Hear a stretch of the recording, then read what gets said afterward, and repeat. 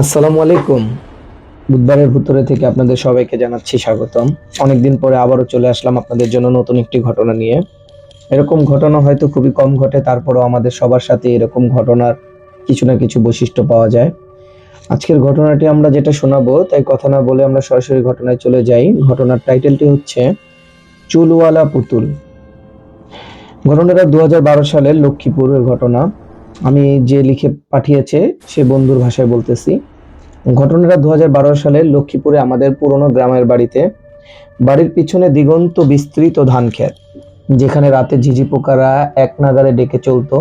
আর ঠিক ডান দিকে ছিল কালাবন, একটা ছোট ঘন জঙ্গল, গাছপালা এত পুরনো আর জড়ানো ছিল যে দিনের আলোতেও বনটার ভিতরে অন্ধকার আর সেতে লাগতো। এই কালো বন নিয়ে বহুদিন ধরেই নানা গুজব চলতো। গ্রামের বয়স্করা বলতেন ওখানে রাতে যাওয়া যায় না, কোনো কিছু ফেলতে গেলেও সাবধানে ফেলতে হয়, যেটা থাকে সেটা রেগে গেলে ফিরে আসে। সেবার ঢাকা থেকে আমার খালাতো বোন মিম বেড়াতে এসেছিল।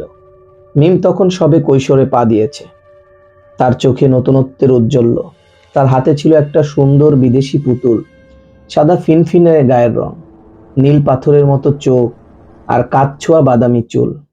চুলগুলো ছিল অদ্ভুত নরম, যেন সদ্য ধোয়া সিল্ক। মিম হাসি মুখে বলল, এটা খুব সুন্দর না? ঢাকা থেকে আসার সময় এনেছি। ভাবলাম নানা বাড়ি ড্রয়িং রুমের টেবিলে রেখে দেব, এখানে তো এমন সুন্দর কিছু নেই। মা পুতুলটা এনে ড্রয়িং রুমে কাচের টেবিলের পাশে সাজিয়ে রাখলেন।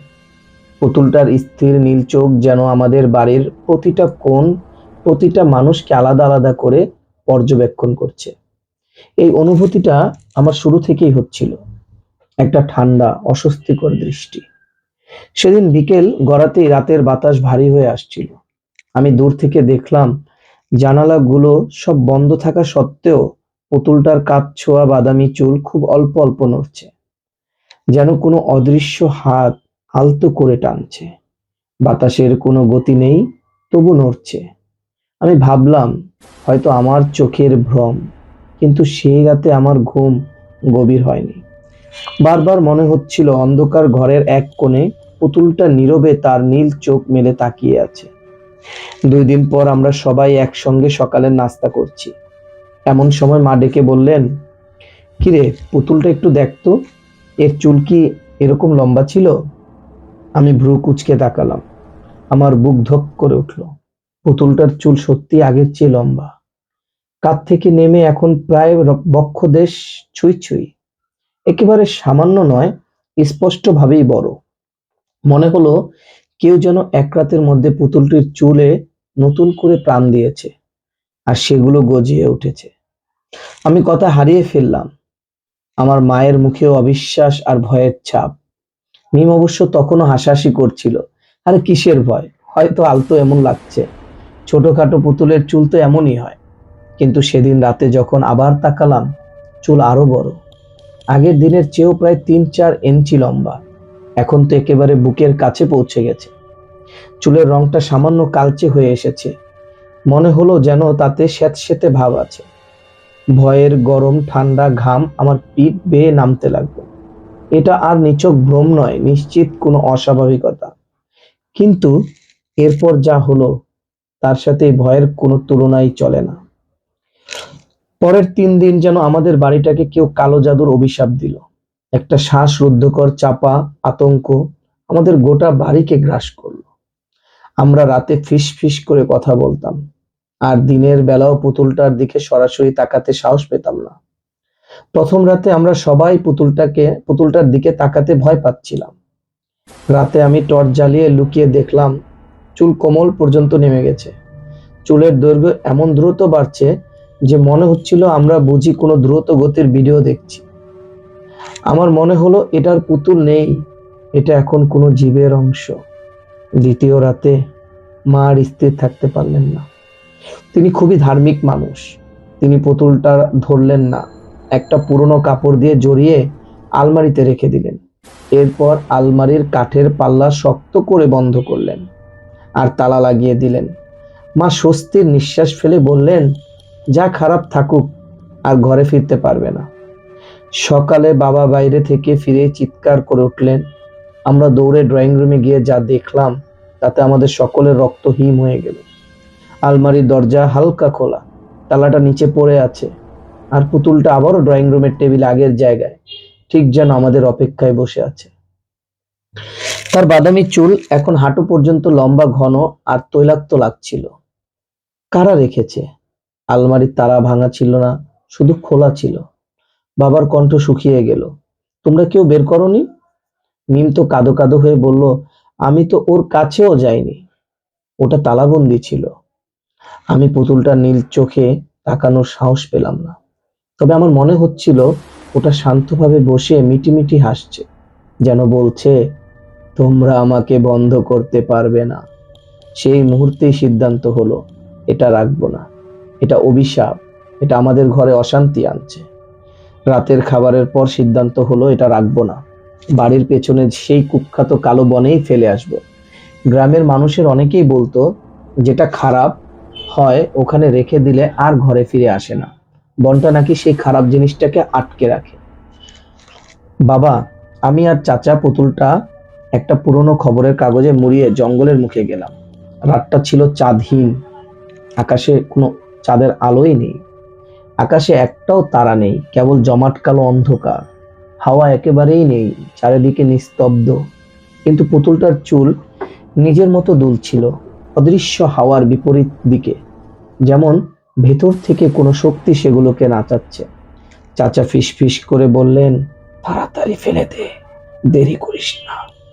আমার শরীর খারাপ লাগছে, ভয়ে আমার হাত কাঁপছিল। আমরা ওটা ঝোপের ভিতরে ছুঁড়ে দিলাম। এটা নিশ্চিত করতে চেয়েছিলাম যে এটি যেন সহজে খুঁজে না পাওয়া যায়। বাবা নিষেধ করলেন, পেছনে তাকাতে নেই, সোজা বাড়ির দিকে চল। তবে আমি শেষ মুহূর্তে খুব হালকা একটা শব্দ শুনলাম। শব্দটা মাটিতে কোনো শক্ত কিছু পড়ার মতো নয়, বরং যেটা বরং যেন কেউ খুব ধীরে আঙ্গুল দিয়ে মাটিতে টোকা দিচ্ছে, অথবা কোনো ছোট নুড়ি সরিয়ে সরিয়ে এগিয়ে আসছে। আমরা আর দাঁড়ালাম না, প্রায় ছুটে বাড়ির দিকে ফিরে এলাম। রাত তখন 2:43। এই সময়টা আমি জীবনের শেষ দিন পর্যন্ত মিনিট ধরে মনে রাখব। বাইরের আবহাওয়া অদ্ভুত নীরব, যেন প্রকৃতিও শ্বাস চেপে রেখেছে। হঠাৎ কেউ আমাদের মূল দরজায় ধারালো কিছু দিয়ে আঁচড় কাটছে, প্রথমে মৃদু, এরপর বেশ জোরের সঙ্গে। শব্দটা শুনে মনে হচ্ছিল কাঠ যেন আতঙ্কে চিৎকার করছে। মা চিৎকার করে উঠলেন, ওরে বাবা গো! বাবা দরজার দিকে দৌড়ালেন, কে ওখানে, কে? কিন্তু বাইরে থেকে কোনো জবাব এলো না, শব্দ থামলো। আমি দূর থেকে দেখলাম দরজার কাঠের উপর 3টা লম্বা গভীর খোঁচা, মানুষের নখের চেয়ে অত্যন্ত 3 গুণ দীর্ঘ, কোনো বন্য পশুর নখের মতো। বাইরে থেকে আবার শব্দ, টক টক টক, খালি পায়ের হাঁটার মতো, কিন্তু অস্বাভাবিক ধীর, ভারী আর ভয়ঙ্কর। এ যেন হিসেব করে ফেলা প্রতিটা পদক্ষেপ।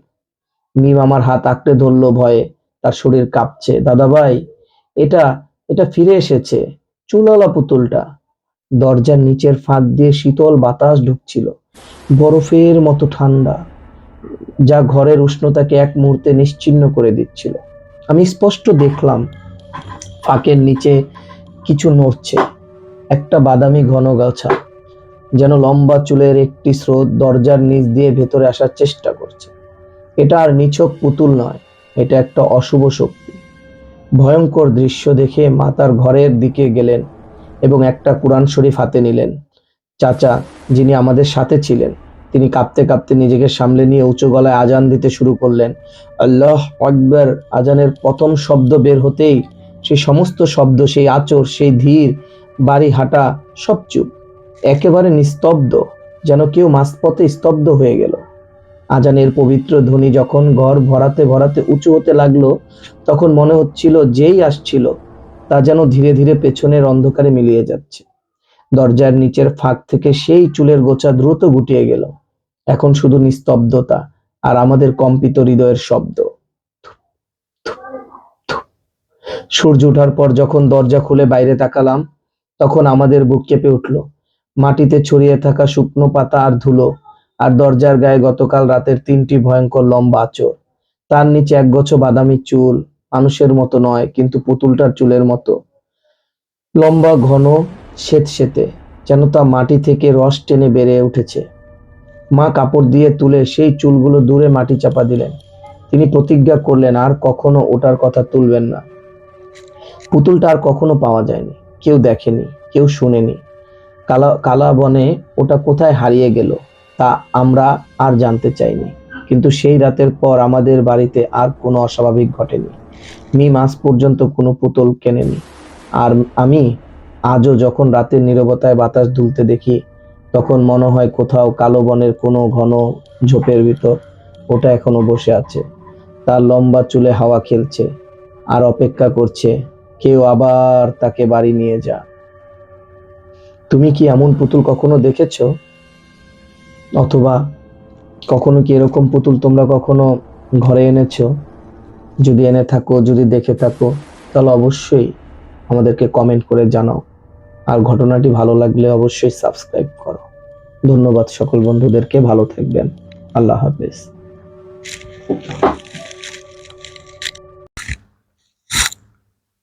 আশা করি আমাদের প্রথম ঘটনাটি আপনাদের সবার ভালো লেগেছে। যদি কারো ভালো নাও লেগে থাকে তাও জানাবেন এবং আমাদের পাশে থাকবেন। এখন শুরু করব আমাদের দ্বিতীয় ঘটনাটি। ঘটনাটি ঘটেছে আমাদের অতি পরিচিত জায়গা ঢাকা, ঢাকার বসুন্ধরা জিএক্স ব্লকের পাশে। ঘটনাটি 2012 সালের দিকে কিছু স্থানীয় পত্রিকায় বা দুর্বল সূত্রের মাধ্যমে প্রকাশিত হয়েছিল। সত্যিকার প্রমাণ নেই, তবে অনেকেই বিশ্বাস করে এটি কল্পনা নয়, সম্ভবত ঘটেছিল। সেদিনের কথা এখনো মনে হলে হাতের তালু ঘেমে ওঠে। ঢাকার বাতাসে এমন রাত খুব কম আসে, যখন মনে হয় শহরটা নীরব হয়ে শুধু তোমার নিঃশ্বাস শুনছে। সেই রাতটা ছিল ঠিক সেরকমই। আমি তখন সদ্য বসুন্ধরা জিএক্স ব্লক এ শিফট করেছি, রোড 1-এর ক এর পাশে, একদম নতুন ফ্ল্যাট। দিনের বেলায় জায়গাটা স্বাভাবিক, মানুষজন, দোকান, গাড়ি সবকিছুই অন্য এলাকার মতোই প্রাণবন্ত। কিন্তু রাত নামলে পুরো এলাকা এমন নীরব হয়ে যেত, মনে হতো যেন কেউ ইচ্ছে করে চারপাশে শব্দগুলো চুষে নিয়েছে। এমন নৈশব্দ যেন জিএক্স ব্লকের এক নীরব অভিশাপ। শিফট করার পর প্রথম কয়েকদিন আমি প্রতিদিনই ছাদে যেতাম, কারণ জিএক্স ব্লকের বেরসিক বাতাসটা খুব অদ্ভুত, কখনো টেনে নেয়, কখনো ধাক্কা দেয়, আবার কখনো মনে হয় কারো মোচড়ানো ফিসফিসানি বহন করে আনে। সেই বাতাস যেন সব কথা জানে কিন্তু বলবে না। সেদিন রাত 2টার দিকে হঠাৎ ঘুম ভেঙে গেল। মোবাইলের স্ক্রিনে 2টা সাত, কি যেন অস্বাভাবিক একটা চাপা শব্দ হচ্ছিল। মনে হলো ঠিক পাশের রাস্তার কেউ ধীরে ধীরে পা টিপে হাঁটছে। জেএক্স ব্লকে রাত 11টার পর রাস্তার কাউকে দেখা যায় না। গার্ডরাও সাধারণত গাড়ির সামনে দাঁড়িয়ে গল্প করে, তাই শব্দটা আমাকে বিরক্ত করছিল। একটা অচেনা কৌতূহল আমাকে তাড়া করলো। আমি ভাবলাম ছাদে গিয়ে দেখি। বাস্তবে মনে হচ্ছিল কিছু একটা ডাকছে পাশের বাড়িটার দিকে, যে বাড়িটা নিয়ে ভাড়াটিয়াদের মধ্যে ইতিমধ্যে এক অদ্ভুত কথা শুনেছি। আমাদের বাড়ির ঠিক বিপরীতে একটা 5তলা বিল্ডিং দাঁড়িয়ে আছে, কিন্তু শুধু দাঁড়িয়ে আছে মনে হয়, যেন নির্মাণ শ্রমিকেরা সবকিছু ফেলে হঠাৎ করে পালিয়ে গেছে। জানালাগুলোতে কাচ নেই, শুধু ফাঁকা কালো গর্ত। তার মধ্যে রাতের বাতাস ঢুকে কখনো শো শো শব্দ করে, কখনো ভিতরের অন্ধকার যেন ভারী হয়ে বাইরে ছড়িয়ে পড়ে। এক কথায় পরিত্যক্ত। শিফট করার দ্বিতীয় দিনে গার্ডের কাছে শুনেছিলাম ওই বাড়িটার 4র্থ তলায় রাতে একটা ছায়া দেখা যায়। মেয়ে বলে মনে হয়, সাদা পোশাক। আমি হেসে উড়িয়ে দিয়েছিলাম। লোকেরা এ ধরনের জায়গায় এসে সবসময় ভূত প্রেতের গল্প বানায়, এটাই স্বাভাবিক। আমি ছিলাম যুক্তিবাদী, কিন্তু সেদিন রাত 2টার পরে আমার ঘুম ভাঙা, ওই ধীর পায়ের শব্দ আর হঠাৎ করে অজানা টান, সব মিলিয়ে মনটা কেমন যেন হয়ে গেল। মনে হচ্ছিল যুক্তির ভাত ভেঙে কিছু একটা আমাকে টানছে। আমি ছাদের দরজা ধীরে খুললাম। বাতাস কেমন জানি ঠান্ডা। ঢাকার এপ্রিল এমন ঠান্ডা হওয়া অস্বাভাবিক, যেন শীতকালের হিম এসে জমে আছে শুধু এই ছাদে। ছাদের গ্রিল টপকে বিপরীত দিকের বাড়িটা স্পষ্ট দেখা যায়। চাঁদ ছিল অর্ধেক, কিন্তু জিএক্স ব্লকের উজ্জ্বল স্ট্রিট লাইটগুলো থাকার কারণে পুরো বিল্ডিংটা আধা উজ্জ্বলতায় ভেসে উঠেছিল। দরজাহীন ফ্লোরগুলো এক একটা অন্ধকার কুঁড়ে ঘরের মতো লাগছিল। আমি দাঁড়িয়ে দেখছিলাম। হঠাৎ ঠিক চতুর্থ তলার মাঝের জানালায় একটা লম্বা স্লিম ছায়া দেখা গেল। প্রথমে মনে হলো শ্রমিকদের ফেলে যাওয়া কোনো কাপড় বাতাসে দুলছে, কিন্তু পরের মুহূর্তেই অনুভব করলাম ওটা কাপড় না, ওটা নড়ছে, কিন্তু বাতাসের মতো এলোমেলো ভাবে না। মানুষ যেমন ভাবে নড়ে, ঠিক সেইভাবে স্থির নড়াচড়া। আমি স্থির হয়ে গেলাম। ছায়াটা জানালায় দাঁড়িয়ে যেন আমার দিকে তাকিয়ে আছে। তারপর ধীরে ধীরে মাথাটা একটু কাত করলো, ঠিক যেমন করে কেউ দেখে এই লোকটা আমার দিকে কেন তাকাচ্ছে। ঠিক তেমন বাঁকা স্থির দৃষ্টি। আমার বুকের ভিতরে রক্ত যেন আটকে গেল। হৃৎপিণ্ড ততক্ষণে দ্রুত ড্রামের মতো বাজতে শুরু করেছে। আমি চোখ মুছে আবার তাকালাম। ছায়াটা তখনও দাঁড়িয়ে একই জায়গায়। তার সাদা পোশাকের মতো কিছু একটা আছে, তবে পোশাক না, বরং আলো ছায়ার ভুল মনে হয়। কিন্তু মানবদেহের আকৃতি এত স্পষ্ট, এটা চোখের ভুল হতে পারে না। ওটা স্থির অথচ জীবন্ত। কেন জানি না মনে হচ্ছিল আমাকে কিছু একটা টেনে নিচে নেমে রাস্তার দিকে যেতে বলছে, যেন ছায়াটা জানালায় দাঁড়িয়ে আমার জন্য অপেক্ষা করছে। আমাকে তার কাছে যেতেই হবে, এমন একটা প্রবল আকর্ষণ অনুভব করলাম। আমি সিঁড়ি দিয়ে নামতে নামতে শুনতে পেলাম পায়ের শব্দটা, এখন আরো পরিষ্কার, ঠিক কারো স্যান্ডেল টেনে হাঁটার মতো শব্দ। কিন্তু রাস্তায় তো কেউ নেই। বাড়ির সব ফ্ল্যাটের জানালা অন্ধকার। নিচে নেমে গেট খুলতেই কেমন ঠান্ডা বাতাস এসে লাগলো গালে। সেই অস্বাভাবিক হিমেল বাতাস, যা শুধু জিএক্স ব্লকের এই কোণে পাওয়া যায়। রাস্তা থেকে বিপরীত বাড়িটা আরো স্পষ্ট দেখা যায়। চতুর্থ তলার মাঝের ঘরটা এখন পুরো অন্ধকার, কিন্তু জানালার ফাঁক দিয়ে দুইটা হলদে চোখের মতো আলো ভেসে উঠছিল। বাতি, মোবাইলের লাইট, আশেপাশের কোথাও কিছুই তো নেই, তবে আলোটা আসছে কোথা থেকে? আমি একটু এগিয়ে গেলাম। আমার কৌতূহল তখন ভয়কে ছাপিয়ে গেছে। হঠাৎ একটা টং টং ধাতব শব্দ হলো। ভিতর থেকে যেন লোহার রড পড়ে গেল। তারপর একটা শ্বাসকষ্টের মতো শব্দ। আমি জমে গেলাম। শব্দটা মানুষ না, পশুও না, মনে হচ্ছিল খুব ভারী কিছু শ্বাস নিচ্ছে। ঠিক তখন চতুর্থ তলার ছায়াটা আবার দেখা গেল, এবার আরো স্পষ্ট। জানালায় দাঁড়িয়ে আছে, হাত দুটো দুপাশে ঝুলে, মাথা সামান্য নিচের দিকে, চুলগুলো অদ্ভুত ভাবে কাঁধ ছাপিয়ে নেমে গেছে।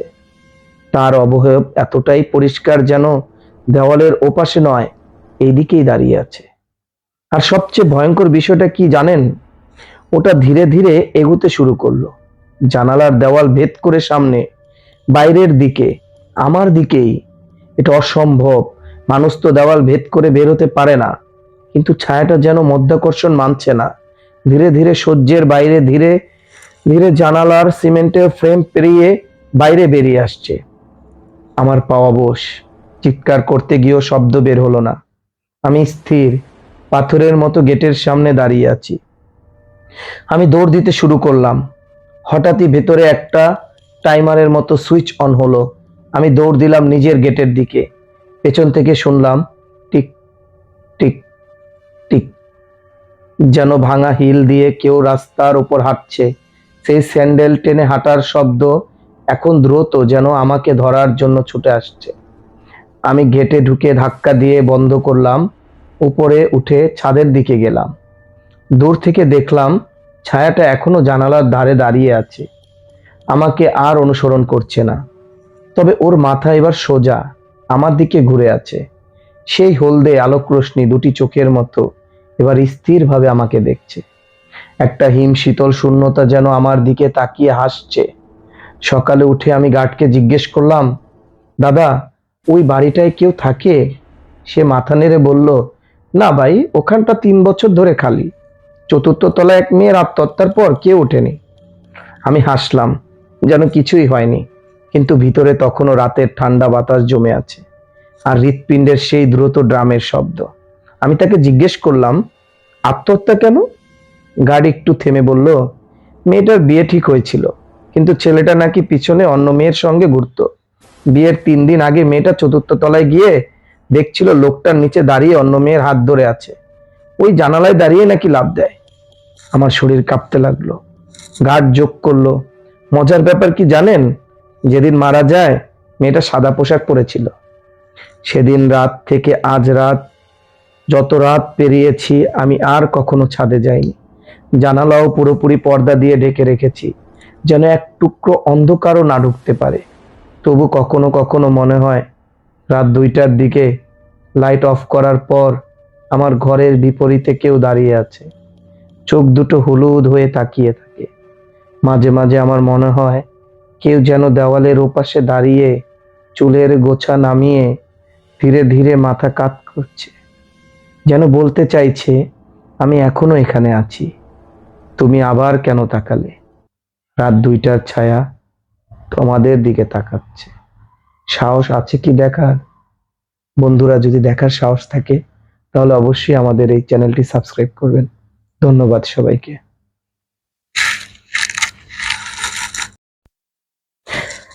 আশা করি আমাদের দ্বিতীয় ঘটনাটিও আপনাদের খুব ভালো লেগেছে। এখন আমরা নিয়ে আসবো এর পরবর্তী ঘটনা। যে ঘটনাটি ঘটেছে একটি তাল গাছকে কেন্দ্র করে। ঘটনাটি হচ্ছে ফরিদপুর জেলা। যে ঘটনাটি পাঠিয়েছে আমি তার ভাষায় বলছি।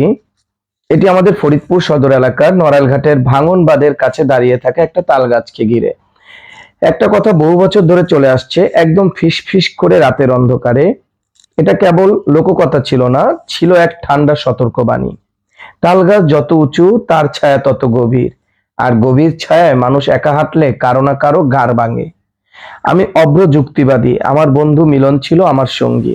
আমি বলতাম ভূত টুত কিছু না, মানুষের মনের ভুল। কিন্তু মিলন শুধু মাথা নাড়তো। আর সেই ভুলটা ভাঙলো আজ থেকে 3 বছর আগে, শ্রাবণের এক রাতে। সেদিন মিলনকে সেই তাল গাছের কালো ছায়া থেকে টেনে আনতে গিয়ে যা দেখেছিলাম তা কোনো বিজ্ঞান, কোনো যুক্তি দিয়ে ব্যাখ্যা করা যায় না। আমাদের এলাকা ফরিদপুর হলেও এই পথটা ছিল নরকের এক নীরব প্রবেশদ্বার। ভাঙনবাদের ঠিক পাশে দাঁড়িয়েছিল সেই তাল গাছ, যা স্থানীয়দের কাছে মৃত বৃক্ষ নামে পরিচিত ছিল। গাছটার বয়স কত কেউ জানতো না, এর কোনো ডালপালা ছিল না বললেই চলে। ছিল শুধু একটা বিশাল কালচে কঙ্কালাসার শরীর, উচ্চতায় প্রায় 70 ফুট হবে। দিনে দেখলে মনে হতো এক নিঃসঙ্গ বৃদ্ধ দাঁড়িয়ে আছে, কিন্তু রাতে এর চরিত্র যেত পাল্টে। চাঁদহীন রাতে, বিশেষ করে শ্রাবণে, এর ছায়াটা পড়তো যেন পথ গ্রাস করার জন্য। সেই ছায়াটা দেখতে একটা বিশাল কালো মানুষের কঙ্কালের মতো লাগতো। গ্রামের মানুষ বলতো ওই ছায়া পার হইস না, কারো ডাক শুনলে পিছনে তাকাইস না, কারণ যে ঘাড় মটকায় সে ছায়ার গোড়ায় বসা থাকে। মিলন এই ভয়ে কাঁপতো, তবু আমাদের কন্টেন্ট তৈরির কাজের জন্য বাড়ি ফেরার এটাই ছিল সবচেয়ে কাছের এবং দ্রুততম রাস্তা। আমাদের জেদ এবং তাড়াহুড়া আমাদের মৃতবৃক্ষের পথে টেনে নিয়ে গেল। তারিখটা আমার নির্ভুল মনে আছে, 14ই আগস্ট 2022, রাত 1টা 41 মিনিট। ঘড়ির কাঁটা নয়, আমার মনের আতঙ্ক ওই সময়টা আজও মনে করিয়ে দেয়। রাতভর বৃষ্টি হচ্ছিল, বাতাস বইছিল যেন উন্মুক্ত ঢেউয়ের মতো। আমি আর মিলন কাজ শেষে মোটর সাইকেলে ফিরেছি। আমি চালাচ্ছি, মিলন পিছনে। তাল গাছের কাছাকাছি আসতেই বাতাসের দাপটে গাছটা ডানে বামে এমন ভাবে দুলতে শুরু করলো যেন সে কোনো অদৃশ্য শক্তির হাতে খেলনা। যতবার গাছটা দুলছিল ততবার তার ছায়া মুহূর্তের জন্য সরে গিয়ে রাস্তাটাকে অন্ধকারে ঢেকে দিচ্ছিল। এই আলো ছায়ার খেলাটা আমার কাছে প্রথম মজার লাগলেও একটা চাপা অস্বস্তি অনুভব করছিলাম। মিলন হঠাৎ শান্ত, প্রায় মৃতস্বরে বলল, দোস্ত চল, অন্য রাস্তা ধরি। আমার মনে হচ্ছে কেউ যেন আমাদের দেখছে। আমি হেসে উঠলাম, আরে রাখতো, ভুটটুত নাই। আমার কথা শেষ হতে না হতেই তাল গাছের পাশ কাটার ঠিক মুহূর্তে মিলন আমার কাঁধে হাত রাখলো। সেই স্পর্শ ছিল বরফ ঠান্ডা, যেন রক্ত চলাচল থেমে গেছে। তার কণ্ঠস্বর কাঁপছিল না, বরং এক নিরেট আতঙ্কে নিস্তব্ধ হয়ে গিয়েছিল। তুই থাম, তাড়াতাড়ি ব্রেক কর। আমি ব্রেক করতে বাধ্য হলাম। মোটর সাইকেল থেমে গেল। মিলন প্রায় ছিটকে নেমে গেল। তার চোখ দুটো স্থির, পলকহীন। সে সোজা তাল গাছের দিকে তাকিয়ে আছে। আমি তার দৃষ্টি অনুসরণ করলাম। রাস্তার উপর সেই গাঢ় জমাট কালো ছায়াটা, কিন্তু আমি নিশ্চিত ছায়ার ভেতর কিছু একটা ছিল, মানবাকৃতি না, যেন একটা নিরেট গাঢ় কালো স্তম্ভের মতো কিছু স্থির দাঁড়িয়ে আছে। শুধু চোখের ভুল হয়তো, কিন্তু তার আগে কোনো সিদ্ধান্ত নেওয়ার সুযোগ পেলাম না। মিলন মাটিতে ঢলে পড়ল। আমি চিৎকার করে উঠলাম। বৃষ্টির মধ্যে দ্রুত গিয়ে তাকে ধরে উঠালাম। তার চোখ উল্টে আছে, গলা শুকনো, তার হাত পা কাঁপছে। সে দম ফুরিয়ে যাওয়ার মতো করে চিৎকার করে বলল, আমার ঘাড় কেউ পিছন দিক থাইকা মটকাইয়া ধরছে। হাত ছাড়, ছাড়, ছাড়। আমি পাগলের মতো চারদিকে তাকাচ্ছি। কেউ নেই, একদম কেউ নেই, শুধু ঝোড়ো বাতাস আর তাল গাছের দুলনি। আমি মিলনকে ধরে আছি, আর সে তখন নিজের সাথেই যুদ্ধ করছে। তার মুখ বিকৃত হয়ে গেছে ভয়ে। তারপর যা ঘটলো তা কোনো মানুষের পক্ষে বোঝা সম্ভব নয়। মিলনের মাথা, তার মাথাটা হঠাৎ করে যেন একটা বিদ্যুতের ঝলকের মতো নিজের থেকেই ডান দিকে মোচড় খেলো। যেন অদৃশ্য এক শক্তি তার ঘাড় ধরে টেনে দিয়েছে। আমি আমার দুহাত দিয়ে তার মাথা ধরলাম, সোজা করার চেষ্টা করলাম। আমার সমস্ত শক্তি প্রয়োগ করেও পারছিলাম না। আমার হাতের নিচে তার ঘাড়ের অস্থি সন্ধিতে চাপ পড়ছিল। একটা বীভৎস গা ছমছমে কর্মর শব্দ হলো। শব্দটা যেন হাড় ঘষে যাওয়া, কিছু ভেঙে যাওয়ার। আমার মনে হলো মিলনের শরীরটা নিথর হয়ে গেল। আমি চিৎকার করতে পারছিলাম না। এক সেকেন্ডের জন্য আমি স্থির হয়ে গেলাম। মিলন কি মরে গেল এই নীরব ঘাতকের হাতে? কোনো মতে তাকে টেনে হেঁচড়ে মোটর সাইকেলে বসিয়ে প্রায় উড়ন্ত গতিতে আমি গ্রাম্য ডাক্তারের কাছে পৌঁছালাম। ডাক্তার পরীক্ষা করলেন। অবাক কাণ্ড, কোনো হাড় ভাঙেনি, ঘাড়ের স্নায়ুও ঠিক আছে। ডাক্তার বললেন প্রচন্ড মানসিক শক খেয়েছে, এর সাথে পেশির খিঁচুনি, এমন হতে পারে। একটু সুস্থ হওয়ার পর মিলন যখন কথা বলল, তখন তার চোখ দুটো তখনও সেই রাতের আতঙ্ক বহন করছিল। সে ফিসফিস করে বলল, অব্র, তুই দেখিসনি, কিন্তু আমি দেখেছি। ছায়াটা নড়ছিল। আমি তাকে থামতে বললাম, কারণ আমি শুনলাম কেউ আমার নাম ধরে ডাকছে, খুব কাছে থেকে, কিন্তু আমি মুখ ঘুরাতে পারছিলাম না। সে হাঁপাতে শুরু করলো। আমি তাকে শান্ত করলাম। আমি তাকাতেই দেখি তাল গাছের গোড়ায় কেউ বসা ছিল, সাদা ফকফকা শরীর, কিন্তু তার মুখ ছিল না। চোখ ফিরাতেই দেখি ছায়াটার ভেতর থেকে দুইটা হাত বের হলো, কালো লম্বা শুকনো হাত। প্রথমে কাঁধে ধরলো, তারপর সোজা আমার ঘাড়ে। তুই সামনে তাকিয়েছিলি, কিন্তু ঠিক আমার পেছনে সেই ছায়াটা যেন মাথা থেকে উঠে আসছিল। মিলন থেমে গেল। সেটা আমার মাথাটাকে পাকিয়ে দিতে চেয়েছিল। আমি মনে হয় এক রাতের জন্য বেঁচে গেছি। আমার যুক্তিবাদী মন ভেঙে ঘুরিয়ে গেল। আমি গিলে ফেললাম সেই ছায়াটা। আমি দেখেছিলাম সেটা কি সত্যিই নড়েছিল। পরের দিন আমি আর চুপ থাকতে পারিনি। গ্রামের প্রবীণদের কাছে গেলাম। তারা যা বলল তা আমার রক্ত হিম করে দিল। এই ঘটনা প্রথম নয়। এই তাল গাছ, এই ছায়া বছরের পর বছর ধরে একই কাজ করে আসছে। 1997 সালে এই গাছের নিচে এক ব্যবসায়ী মৃত অবস্থায় পাওয়া যায়। মৃত্যুর কারণ ঘাড় মটকে যাওয়া। ঘাতক কেউ ছিল না, কেবল গভীর রাত ও গাছের ছায়া। 2004 সালে দুই বন্ধু সাইকেল থেকে পড়ে যায়। একজন অক্ষত, কিন্তু অন্যজনের ঘাড় অদ্ভুতভাবে বেঁকে যায়। সে বাঁচেনি। 2020 সালে এক রিক্সা চালককে অচেতন অবস্থা উদ্ধার করা হয়। সে জ্ঞান ফিরে শুধু বলেছিল, ছায়া আমার মাথাটা ঘুরায় দিছে। প্রত্যেকটি ঘটনার সূত্র একই, গভীর রাত, তাল গাছের ছায়া আর ঘাড়ের অস্বাভাবিক ক্ষতি। লোককথা নয়, এটা ছিল এক জ্যান্ত ইতিহাস। ঘটনার 3 বছর পার হয়েছে। মিলন এখন ভালো, কিন্তু পুরোপুরি নয়। সে আজও ওই রাস্তায় যায় না। তার ঘাড় মাঝে মাঝে আচমকা খটখট শব্দ করে ওঠে, যেন ভেতরে কিছু একটা জ্যাম হয়ে আছে। গত বছর এক ভয়াবহ নদী ভাঙনে সে বিশাল তাল গাছটা শেকড় সমেত নদীতে ধসে পড়ে যায়।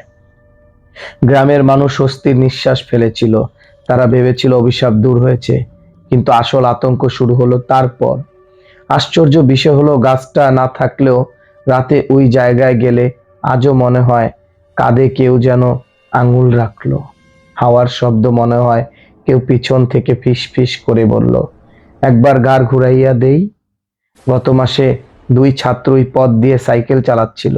তারা দুজনেই অভিযোগ করতে তাদের মাথা হঠাৎ করে ভারী হয়ে গেছিল, আর মনে হচ্ছিল কোনো অদৃশ্য ছায়া তাদের মাথার উপর দাঁড়িয়ে আছে।